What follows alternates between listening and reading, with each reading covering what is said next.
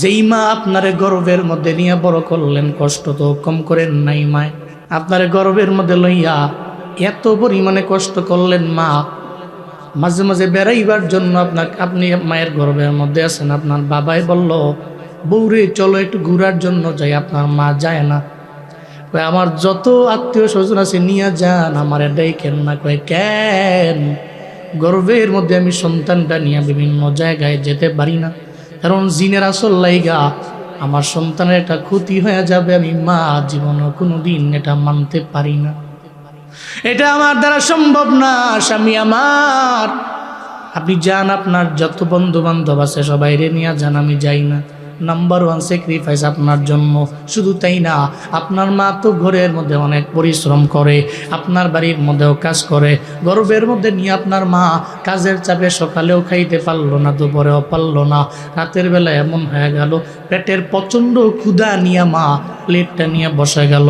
আপনি তো ওই গর্ভের মধ্যে কিছু বুঝেন না, ধাম কইরা পেটের মধ্যে একটা লাথি মেরে দিলেন, পেটের ব্যথার যন্ত্রণায় মা খাইতেও পারলো না। রাত গভীরের মধ্যে মা চোখের পানি ফালায় ফালায় কান্না করে, একটা বারের জন্য শাশুড়ি আম্মারেও গিয়া বলে না, শাশুড়ি আম্মা আমার পুত্রটা পেটের মধ্যে সন্তান আমারে লাথি মারল। একটা বার কেন বলে না? কারণ চিন্তা করে যতই তুই আমারে লাথি মারো, যতই যাই করো, তুই যখন জমিনের মধ্যে আসবি, আমি মারে যদি একটা আম্মা বইরা মুখ বইলা ডাক দাও, তাহলে আমার জিন্দেগির যত দুঃখ দুর্দশা, যত ব্যথা বেদনা সব আমার থেকে দূরীভূত হয়ে যাবে। কিন্তু কপাল পুরা নৌজুয়ান, 25 বছর হয়ে গেল, মায়েরা দর ছাড়া চলতে পারে না। হঠাৎ করে ঘরের মধ্যে একটা বউ আসার পরে কেমন জানি হয়ে গেল, এখন আর মায়ের সঙ্গে ভালো আচরণ করে না, মারে মা বলে ডাক দেয় না। সপ্তাহের পর সপ্তাহ চলে যায়, মায়ের মোবাইলের মধ্যে ফোনও করে না। এমন নিমক হারাম সন্তান আছে না? না,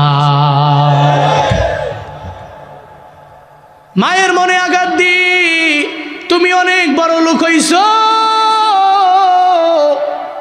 এরে নওজোয়ান, মায়ের মনে আঘাত দি তুমি অনেক সফল হইছ।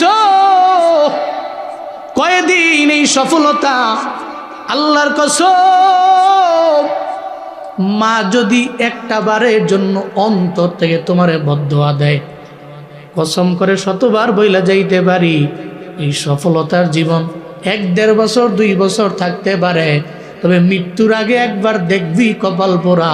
হঠাৎ করে কপাল কোন দিক দিয়ে পুড়ে গেছে টেরও পাওয়া যাবে না। বলে হুজুর মায়ের সঙ্গে বেয়াদবি করি, সফলতা তো আমার, ব্যর্থতা হই না। বহুত পোলাপান আছে, হুজুর মায়ের সাথে বেয়াদবি করি কিন্তু আমি তো সফল হয়ে গেলাম, আমি ব্যর্থ না।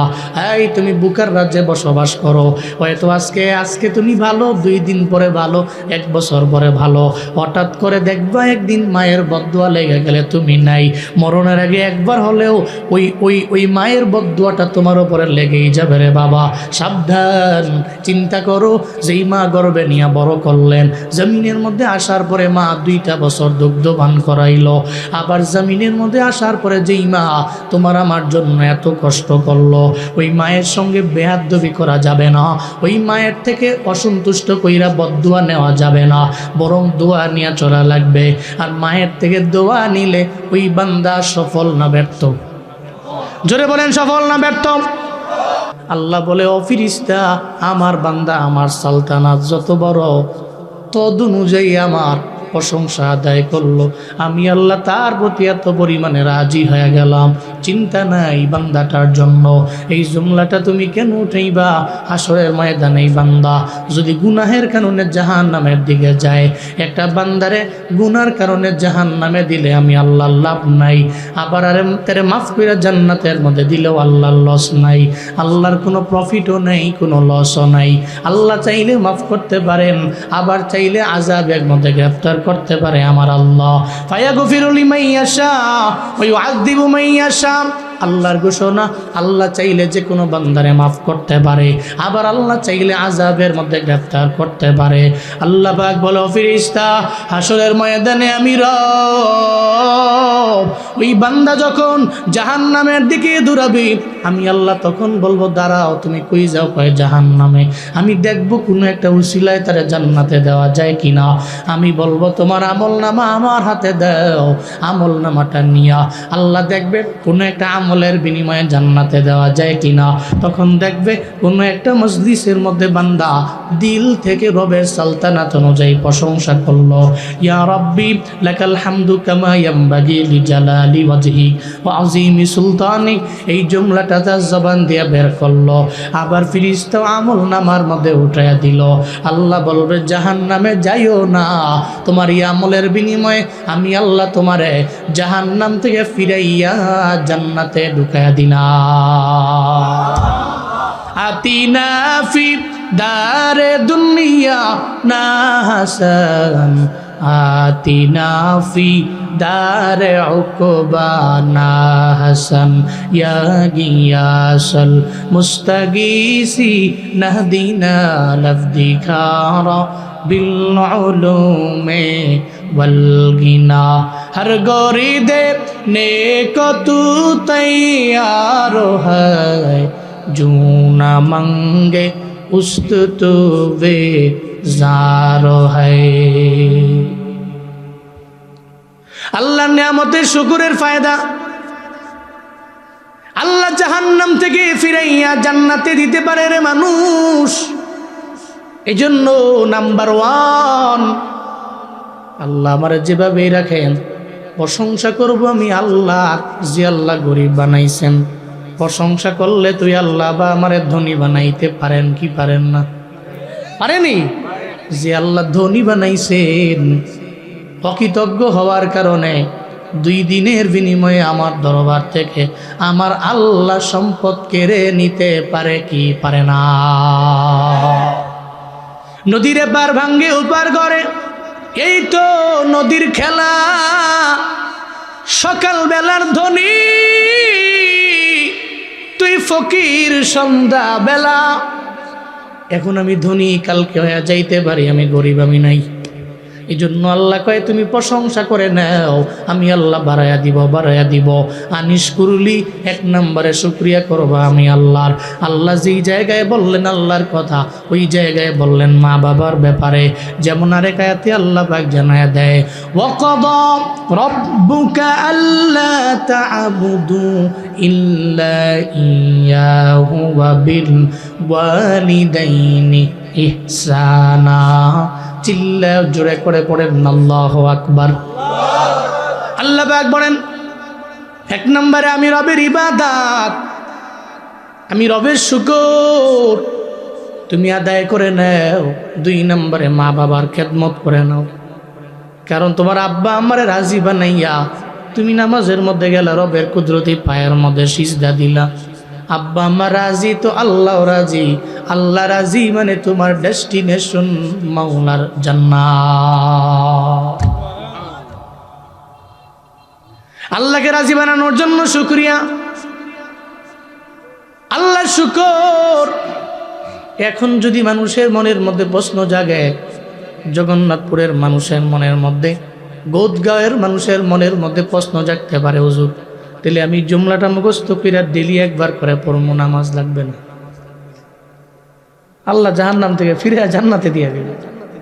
আপনি যদি চালাক হন তো চিন্তা করবেন যে এই জুমলাটা মুখস্থ করবো, এই বাক্য মুখস্থ করে প্রতিদিন একবার করে পড়বো তো আমার আমল নামায় জুমলা থাকবে। তো হাসরের ময়দানে আমি জাহান্নামে যাবো, আল্লাহ আমার ডাক দিয়া জাহান্নাম থেকে ফিরে জান্নাতে নিয়ে যাবে।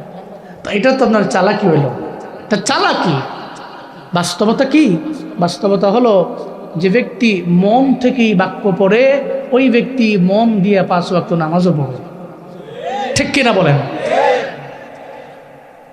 আয়াতুল কুরসির আমল যদি কেউ নিয়মিত করে, তো ওই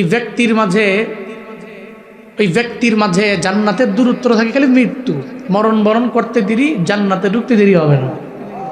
তাই এমন যদি কয় যে হুজুর বইলা গেছে কঠিন আমল, বাপরে বাপ, আমি খালি 5 ওয়াক্ত নামাজের পরে নামাজ পড়তাম না, নির্দিষ্ট একটা সময়ে খালি আয়াতুল কুরসি পড়বে তো জান্নাতি না। এর মানে যে মন দিয়া জান্নাতের জন্য আয়াতুল কুরসি পড়তে পারে ও মন দিয়া 5 ওয়াক্ত নামাজও পড়তে পারে। আপনার তো উদ্দেশ্য কি? জান্নাত। উদ্দেশ্য কি? জান্নাত। জান্নাতের জন্য নামাজ জরুরি। আপনার 5 ওয়াক্ত নামাজ লাগবে। আল্লাহর শুকর, দ্যাট মিন্স নামাজ। আল্লাহ আপনাকে যা দিচ্ছেন এর শুকরিয়া কেমনে করবেন? আপনি খালি 5 ওয়াক্ত নামাজে যাবেন, রবের কুদরতি পায়ে সেজদা দিবেন, আল্লাহকে বলবেন আল্লাহ আমি হাজির। কেন? 1 নম্বরে তোমার আদেশ ছিল পালন করতে আসছি, 2 নম্বরে আমার যা নিয়ামত দিচ্ছ শুকর আদায় করার লক্ষ্যে আমি আমার ব্যস্ততম সময়কে প্রায়োরিটি দিই নাই, আমি আজানকে আর নামাজকে প্রায়োরিটি দিয়ে মসজিদে হাজিরা দিয়েছি। আর যদি আপনি করতে পারেন তাহলে আপনি সফল কাম হতে পারবেন। قد أفلح المؤمنون الذين هم في صلاتهم خاشعون। চিল্লা জোরে করে পড়েন আল্লাহু আকবার। আল্লাহ পাক বলেন মুমিনেরা অলরেডি সফল কাম হয়ে গেছে। কয় কোন মুমিনেরা? কয় নামাজের ব্যাপারে যেই বান্দা আগাইয়া, নামাজের লাইনে আগাইয়া, নামাজের ব্যাপারে ওই বান্দা বড় আগায়া অগ্রগামী। আজান দিলে জীবনও কোনো দিন ওর কাজেরও প্রায়োরিটি দেয় না, দৌড়ে নামাজে যায়। আজান দিয়া দিলে ওর চাকরি বড় না, চাকরির আগে 1 নম্বরে শুরুতেই হলো আমার নামাজ। ও জানে দেয় জমিনের কোনো কাজ আমার দরবারে বড় হতে পারে না, আমার দরবারে সবার আগে হলো আমার নামাজ। সবার আগে কি বলেন না? সবার আগে কি? নামাজ। আপনার ইসলাম যে ঠিক আছে বুঝবেন কি করে? যে নামাজই বুঝবেন যে আপনার ইসলাম মজবুত আছে, যে স্তম্ভ মজবুত আছে। নামাজ দিয়ে আপনার ধর্মকে আপনি মজবুত বানাইতে পারেন।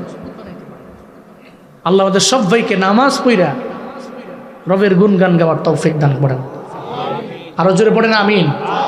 আজকে দেখেন যুবক ভাইরা নিয়ত করা যায় না 5 ওয়াক্ত নামাজ পড়বো ইনশাআল্লাহ। হাত তুলেন। অনেকে চিন্তা করে হাত তুললে যদি কবুল হয়ে যায় মুশকিল আছে। এরকম কষ্ট করে ঠান্ডার দিনে ফজর নামাজ পড়া কষ্ট। ওঠাও, হাত ওঠাও, 2 হাত। আল্লাহ কবুল করেন। হাত নামান। অমিয়া যদি কবুল হয়ে যায়, আপনার কাছে এখন মনে হচ্ছে নামাজ পড়া কষ্ট, তখন মনে হবে নামাজ না পড়লে আপনার ঘুমিয়ে আসবে না। এই যে নৌজওয়ানরা, আচ্ছা বলো তো, এই নৌজওয়ানরা যে ঘুমায় রাত কয়টায় ঘুমায়? 2টা, 2:30, 3টার নিচে তো ঘুমাই না এরা। এদের কাছে তো রাত 12টা হয়, সন্ধ্যা। ঠিক কিনা? 12টা পর্যন্ত অনলাইন দেখে, এরপরে অনলাইন বন্ধ করে ওই যে ডাউনলোড করা নাটক, ওই যে হাইস দিছে মানে কমনও পড়ছে।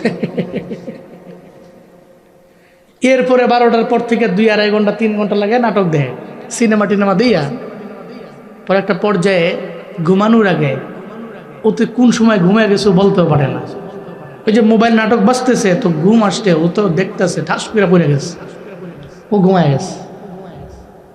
এখানে অনেক নৌজওয়ান আছে গত 1 মাস, 1.5 মাস, 2 মাস, 3 মাস 1 ওয়াক্ত নামাজও পড়ে নাই। বিশেষ করে ফজরের নামাজ কয়টা বাজে হয়? এই কই যাও? হ্যালো, 2 জন কোথায়?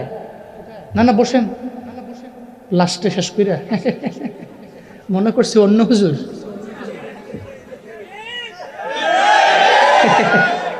না বুঝছে না, বসেন, আল্লাহ কবুল করেন। না না এমনি আবার মাহফিল থেকে উঠতার না, আবার উঠতে জায়গা আবার নৌজুয়ান মুরব্বী ছেড়ে দিলাম বলে কোনো কাম আছে নাকি জরুরি? ওপরে বদ্ধ দিতাম আমার কাম আছে জরুরি? আচ্ছা যাও। না না 1 নম্বর যাওয়া যায়। ইটা জোয়ান ফুলেন 3-4 দিন নাম উঠলে কি হয়? জোরে কোন মারহাবা, জোরে মাশা আল্লাহ।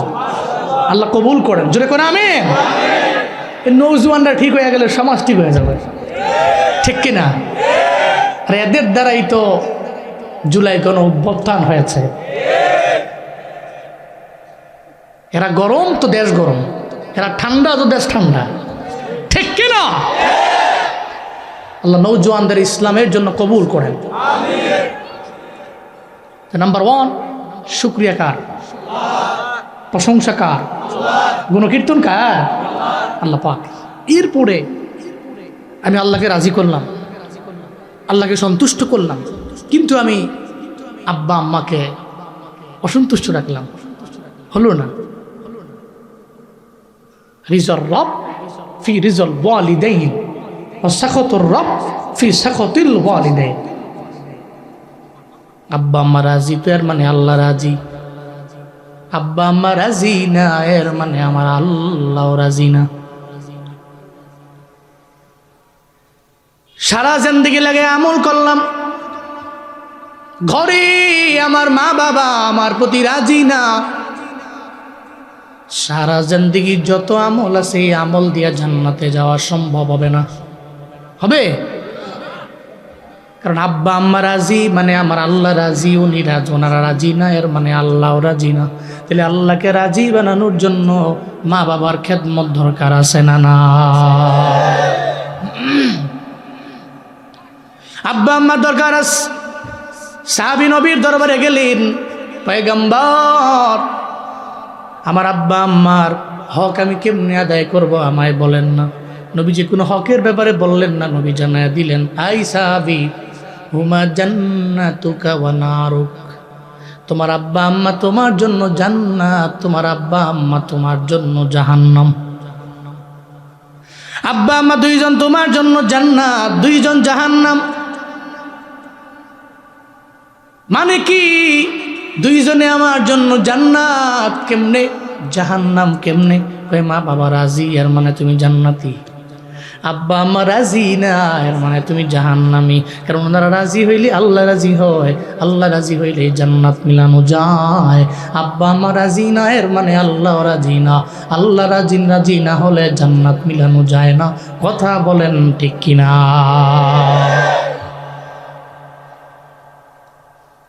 এই জন্য আব্বা আম্মার সাথে আচরণ হবে ভালো। কেন?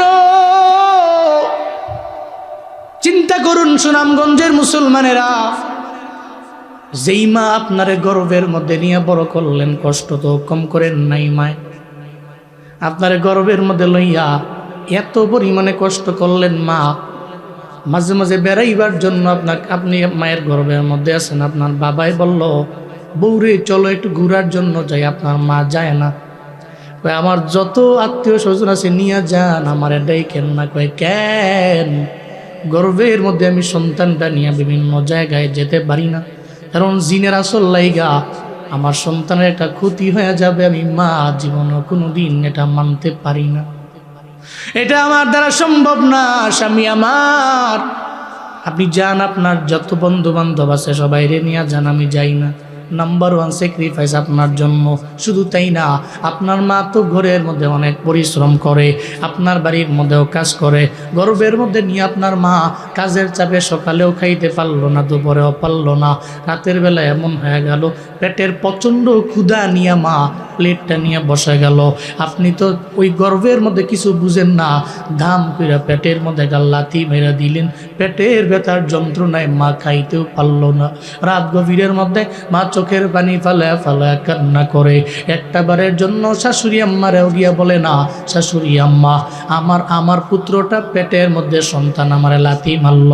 একটা বার কেন বলে না? কারণ চিন্তা করে, যতই তুই আমারে লাথি মারো, যতই যাই করো, তুই যখন জমিনের মধ্যে আসবি, আমি মারে যদি একটা আম্মা বইরা মুখ বইলা ডাক দাও, তাহলে আমার জিন্দেগির যত দুঃখ দুর্দশা, যত ব্যথা বেদনা সব আমার থেকে দূরীভূত হয়ে যাবে। কিন্তু কপাল পুরা নৌজুয়ান, 25 বছর হয়ে গেল, মায়ের আদর ছাড়া চলতে পারে না। হঠাৎ করে ঘরের মধ্যে একটা বউ আসার পরে কেমন জানি হয়ে গেল, এখন আর মায়ের সঙ্গে ভালো আচরণ করে না, মারে মা বলে ডাক দেয় না। সপ্তাহের পর সপ্তাহ চলে যায়, মায়ের মোবাইলের মধ্যে ফোনও করে না। এমন নিমখারাম সন্তান আছে না? না। মায়ের মনে আঘাত দি, তুমি অনেক বড় লোক হইছ। এরে নওজোয়ান, মায়ের মনে আঘাত দি, তুমি অনেক সফল হইছ। কয়দিন এই সফলতা, আল্লাহর কসম, মা যদি একটা বারের জন্য অন্তর থেকে তোমারে বদদোয়া দেয়, কসম করে শতবার বইলা যাইতে পারি, এই সফলতার জীবন 1-1.5 বছর 2 বছর থাকতে পারে, তবে মৃত্যুর আগে একবার দেখবি কপাল পোড়া। হঠাৎ করে কপাল কোন দিক দিয়ে পুড়ে গেছে টেরও পাওয়া যাবে না। বলে হুজুর মায়ের সঙ্গে বেয়াদবি করি, সফলতা তো আমার, ব্যর্থতা হই না। বহুত পোলাপান আছে, হুজুর মায়ের সাথে বেয়াদবি করি কিন্তু আমি তো সফল হয়ে গেলাম, আমি ব্যর্থ না। এই তুমি বুকার রাজ্যে বসবাস করো, হয়তো আজকে তুমি ভালো, 2 দিন পরে ভালো, 1 বছর পরে ভালো, হঠাৎ করে দেখবা একদিন মায়ের বদদুয়া লেগে গেলে তুমি নাই। মরণের আগে একবার হলেও ওই মায়ের বদদুয়াটা তোমার উপরে লেগেই যাবে রে বাবা। সাবধান, চিন্তা করো, যেই মা গর্বে নিয়ে বড় করলেন, জমিনের মধ্যে আসার পরে মা 2টা বছর দুগ্ধপান করাইলো, আবার জমিনের মধ্যে আসার পরে যেই মা তোমার আমার জন্য এত কষ্ট করলো, ওই মায়ের সঙ্গে বেয়াদবি করা যাবে না। ওই মায়ের থেকে অসন্তুষ্ট কইরা বদদুয়া নেওয়া যাবে না, বরং দোয়া নিয়ে চলা লাগবে। আর মায়ের থেকে দোয়া নিলে ওই বান্দা সফল না ব্যর্থ? জোরে বলেন, সফল না ব্যর্থ? হযরতে বাইজিদ বুস্তামি জগৎ বিখ্যাত একজন ওলিয়ে কামিল, মায়ের দোয়ায় বড় দামি, অনেক বড় লম্বা ইতিহাস তো ওনার জীবনের মধ্যে আছে। জমিনের মধ্যে আসার পরে উনি বাবা পান নাই, বাবার আদর পান নাই। মা চিন্তা করে, আমার সন্তান বাইজিদের আমি মাদ্রাসার মধ্যে পড়াইয়া জামানার বড় একজন শ্রেষ্ঠ আলেম আমি বানাবো, তাসাউফের লাইনে থাকবে আমার সন্তান বড় আগাইয়া। মায়ের মনের মধ্যে চিন্তা, বাইজিদ বুস্তামি নিয়া মা মাদ্রাসার মধ্যে গেলেন। মাদ্রাসার মধ্যে যায় উস্তাদের দরবারে, উস্তাদের হাতের মধ্যে বাইজিদ বুস্তামিরে দিয়া বলে, উস্তাদ আমার বাইজিদের আমি আপনার কাছে দিয়া গেলাম, সাবধান আমার বাইজিদ যদি আমার দরবারে যাইবারও চাই পাঠাবেন না। ইলমের লাইনে সর্বোচ্চ লাইনে যাওয়ার পরে যেদিন মাথার মধ্যে পাগড়ি ঘুরাবেন, ওদিন আমার বাইজিদের আমার বাড়ির মধ্যে আপনি পাঠাবেন, এর আগে আপনি পাঠাবেন না। মিয়া বাইজিদ বুস্তামি কেমনে হয়েছে? জীবনে কোনোদিন পাঠাবেন না। কিন্তু এখন তো আমাদের আব্বা আম্মা যত আছে, সন্তানটারে মাদ্রাসার মধ্যে দিলে সপ্তাহের মধ্যে কেমনে 2 বার আনা যায়, মাসের মধ্যে কেমনে 5 বার আনা যায়। হুজুরের দরবারে বারবার যায়, হুজুর কয় ছুটি দেওয়া যাবে না, বারবার কয় হুজুর ছুটি না দিলে মাদ্রাসা কম আছে নাকি, আপনার থেকে নিয়ে আর একটা মাদ্রাসার মধ্যে দিয়া দিমো। ও চিন্তা করে, মনে হয় হুজুরে মনে হয় খারাপের জন্য বলে। হুজুর তো খারাপের জন্য বলে না, আপনি মাদ্রাসা থেকে আপনার সন্তানরে বাড়ির মধ্যে নিয়ে আসলেন, ঘন ঘন আপনার বাড়ির মধ্যে আসলো, বাড়ির মধ্যে টাচফোন আছে না নাই? ওখানে আছে ফ্রি ফায়ার, ও মনে করে কত ভালো, লুডো কিং এর মধ্যে কম্পিউটারের লগে খেলে। মা বাবা কয়ে আমার পুলাই তো বড় চালাক হয়ে গেছে, কি মজা। এরপরে ইউটিউব দেখ, শর্ট ভিডিও দেখ, সিনার মধ্যে 30 পারা কোরআন কেমনে ঢুকাবি। মাসের মধ্যে 3-4 বার বাড়ির মধ্যে নিয়ে আসে। আবার হুজুর যদি মানা করে, হুজুরে কয়ে মাদ্রাসা বাদ দিয়ে আর এক মাদ্রাসায় দিমু। হুজুর কয়ে আমার কি ঠেকায় লাগছে নাকি, যাও লইয়া যাও, খালি মাস গেলে বেতন পাইলেই হইল। হুজুরে কয়ে বেশি চাপ দিয়া লাভ নাই, আমি ছাত্র হারায় ফেলবো। অথচ বাইজিদ বুস্তামির মা জানায় দেয়, উস্তাদ আমার বাইজিদ যতদিন পর্যন্ত পড়াশোনা শেষ হবে না, আমার বাইজিদের আমি আমার বাড়ির বারান্দায় দেখতে চাই না। দিয়ে চলে গেলেন মা। হঠাৎ বাবার আদর তো পায় না, মায়ের আদরের জন্য বাইজিদের মায়ের কথা মনে পড়ে গেল। মায়ের সঙ্গে মোলাকাত করব, সাক্ষাৎ করব, এই চিন্তায় পড়ে বাইজিদ ওস্তাদের দরবারে গিয়া বলে, ওস্তাদ একটু আমার ছুটি দিবেন, আমি আমার মায়ের সাথে মোলাকাত করব। কয়ে না, পারমিশন নাই, অনুমতি দেওয়া যাবে না, যেতে পারবে না তুমি, মায়ের সঙ্গে তোমার মোলাকাত হবে না। এটা বলার পরে বাইজিদ বলে, ওস্তাদ দেখেন না কোনোভাবে দেওয়া যায় কিনা। ওস্তাদকে এমন একটা শর্ত দিয়া দিমু, ওই শর্ত জীবনেও বাইজিদ মানতে পারবে না। ওই শর্ত মাইনা মায়ের সঙ্গে মোলাকাতও করতে পারবে না। পড়ালেখার লাইনে এমন এক কঠিন শর্ত দিয়ে দিল, অন্যান্য ছেলেরা স্বাভাবিকভাবে যেটা পারে না এমন বড় একটা শর্ত বাইজিদের বেলায় দিয়ে দেয়। এখন তো বাইজিদের ব্রেন এত পরিমাণে ধারালো, আল্লাহ পাক তার ব্রেইনের মধ্যে এত বরকত বাড়াইয়া দিল, অন্যান্য ছেলেরা যেটা পারে না বাইজিদ বুস্তামিয়ার চাইতে আরো ডাবল ত্রিপল গুণে পারে। স্বাভাবিকভাবে যেটা পারার কথা না, দেখা গেল যেই টাইম দেওয়া হলো ওই টাইমের আগে পড়া মুখস্থ করে হুজুরের দরবারে হাজির। সুবহানাল্লাহ, জোরে কয় না? যায় বলে হুজুর ছুটি দিন, আপনি যা শর্ত দিয়েছেন শর্ত তো মাইনা গেছি, শর্ত তো মানতে পারছি, আমার মায়ের চেহারা দেখবার আমার বড্ড মন চায়, আমারে মায়ের দরবারে নিয়ে যান। আমি মায়ের দরবারে যাব। উস্তাদ কয় যে তুমি উস্তাদ, আমি তার দরবারে ওয়াদা দিয়েছিলাম, ওয়াদা তো পূরণ করা লাগবে। আল কারীমু ইযা ওয়াদা ওয়াফা, সম্মানিত ব্যক্তি ওয়াদা করলে ওয়াদা পূর্ণ করে। আবার উস্তাদ যদি ওয়াদা করার পরে ওয়াদা পূর্ণ না করে, তাহলে ছাত্র তো ডে বাই ডে উস্তাদের মতোই তো হয়ে যাবে ঝামেলা। উনি চিন্তা করে বলেন, যাও নির্দিষ্ট সময়ের জন্য ছুটি দিয়ে দিলাম, মায়ের সঙ্গে মোলাকাত করে এরপরে তুমি নির্দিষ্ট সময় আবার চলে আসবা।